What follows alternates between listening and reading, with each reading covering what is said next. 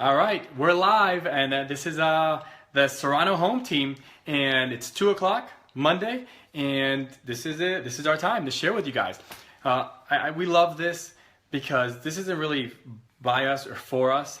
This is by you guys and for you guys. This is geared by your questions, your comments, the feedback that we get from you guys, and then we add that in on a weekly basis to just share with you guys. So I'm excited. Today's step 2, and of our success strategies.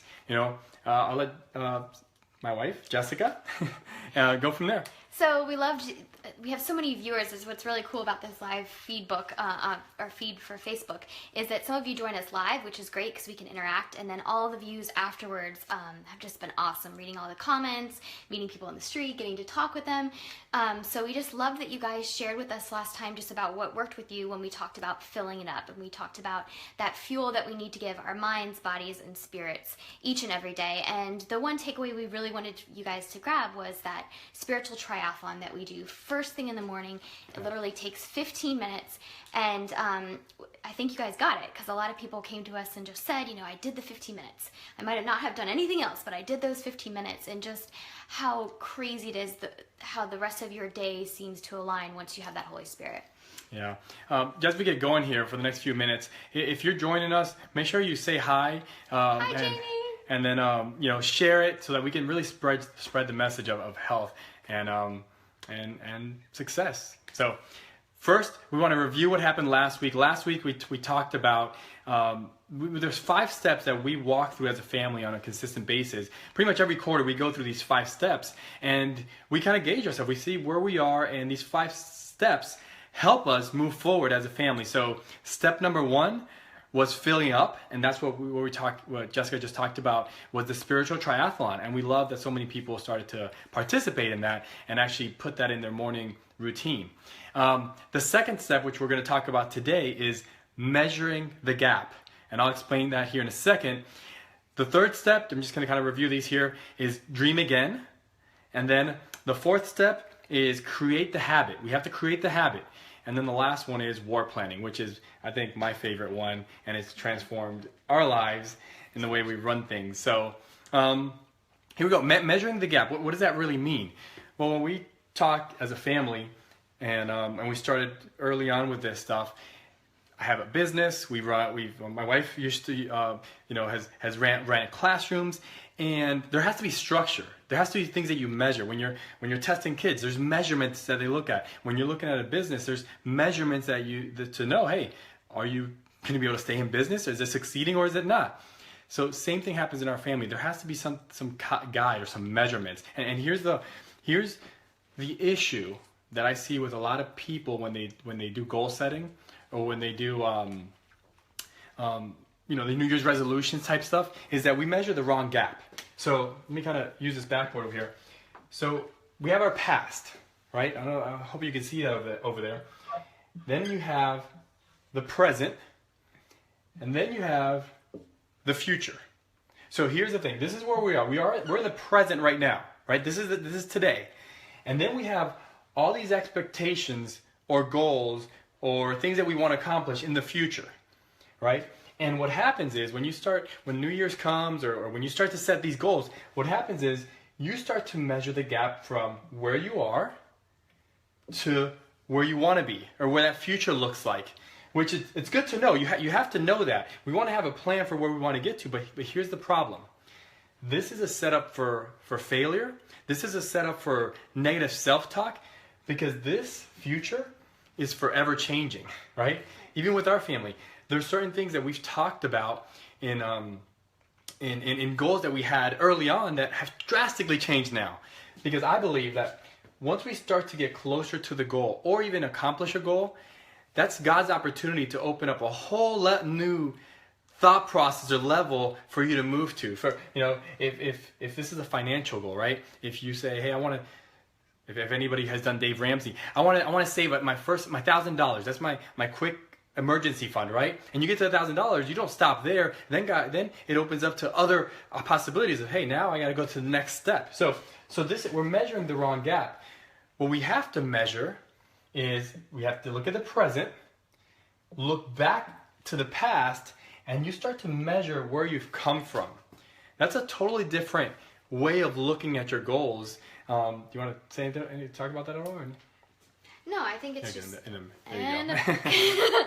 No, I think that's really important because sometimes we have this emotional attachment to our goals and not meeting them. I know you can feel like a lot of guilt, like especially if you have like a pound, your goal is to learn a certain amount of pounds, and you only lose like 10 instead of 20, and we start to digress, and we start to feel those emotions like, oh man, I missed the mark, and a lot of times we just paralyze ourselves. It's like, oh, I give up. I'm not going to go to my next step. But when you look at the past, like he was saying, you get to see that growth. You get to see the steps that you've made, the changes that you've made. And I feel like it gives you more of a hopeful perspective on what can come next, that you are making progress. And it's so biblical. Like we don't ever sit back and think about our faith and say, hey, we've achieved this goal of faith. It doesn't work that way, right? What happens is, hey, I just saw Suzanne, Miss Matthews, hey, say hi. As you guys get on, just make sure you say hi, you share this. So we can questions? Questions, because we'll answer those as we're live here. But it's like our faith, right?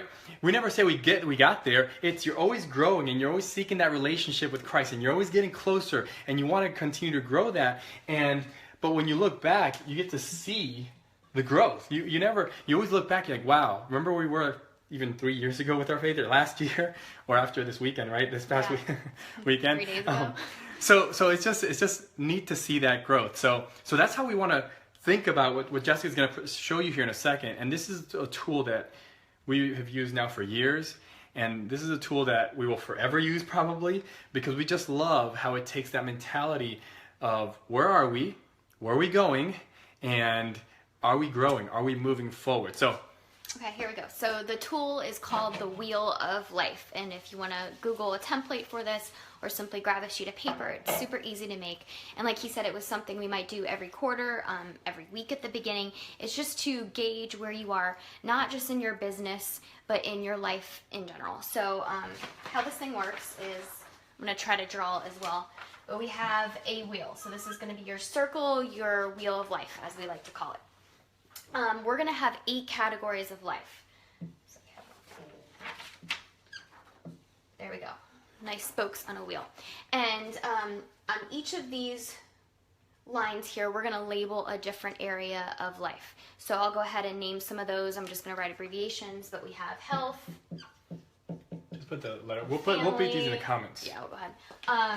I think I wrote down adventure, like the fun, the adventure in your life. What else do we have? Relationships. I think this was financial. We'll do family, career.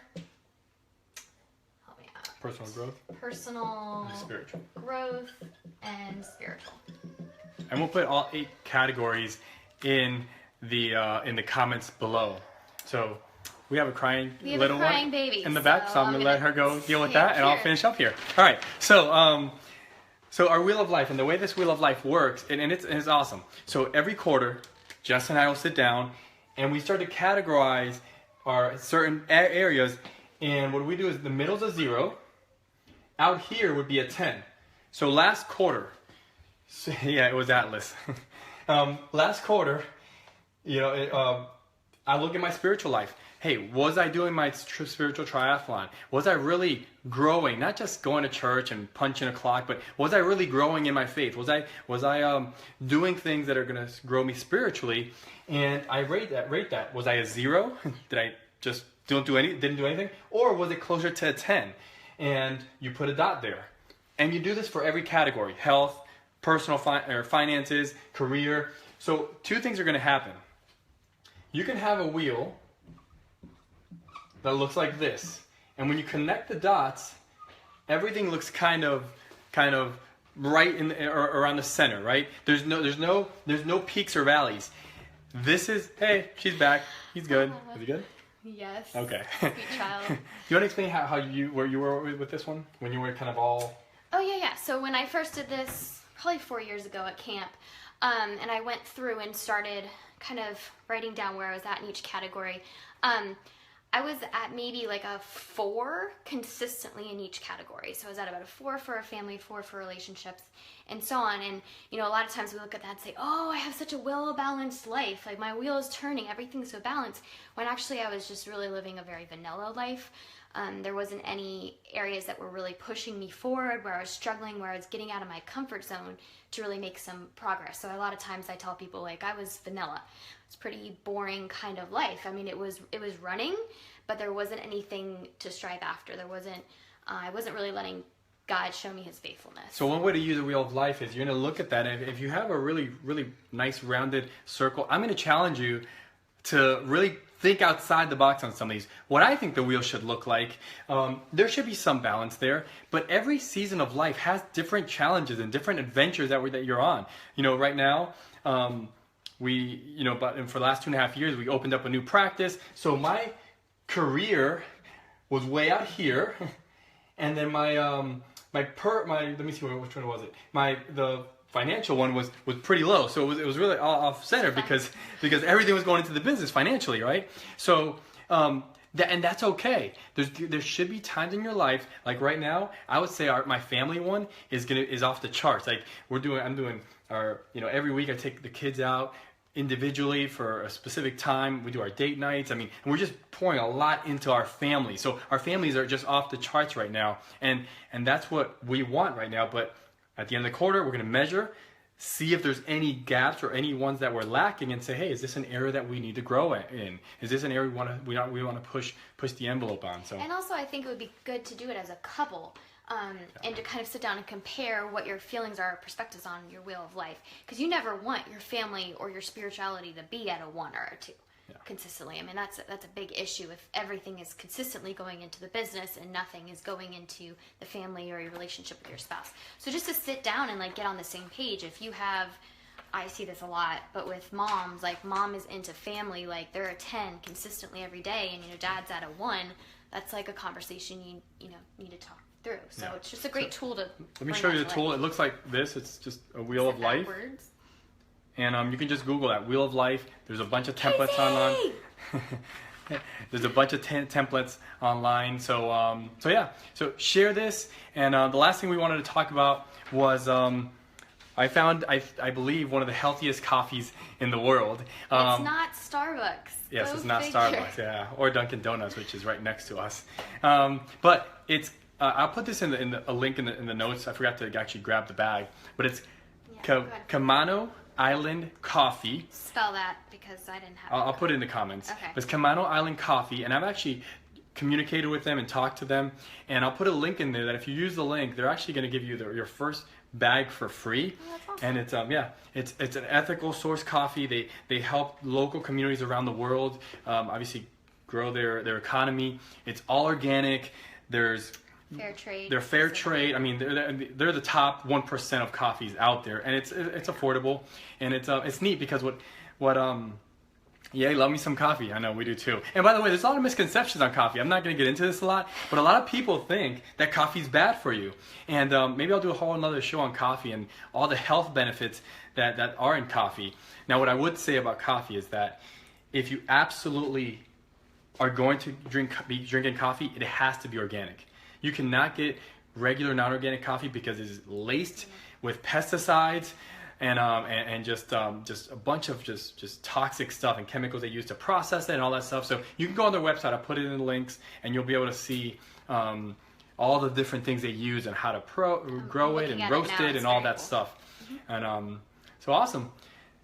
Hey, if you guys love this, make sure you share it. Give us some likes. This helps spread the message.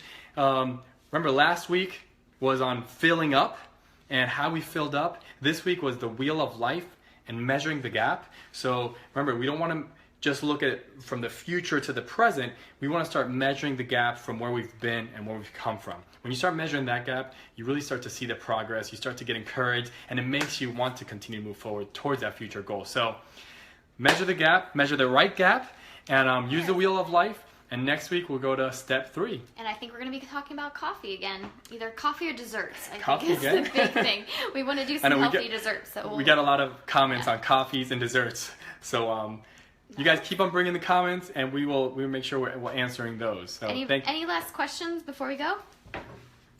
Hi, hey Laura. See ya. Woohoo! We love coffee. All right, guys.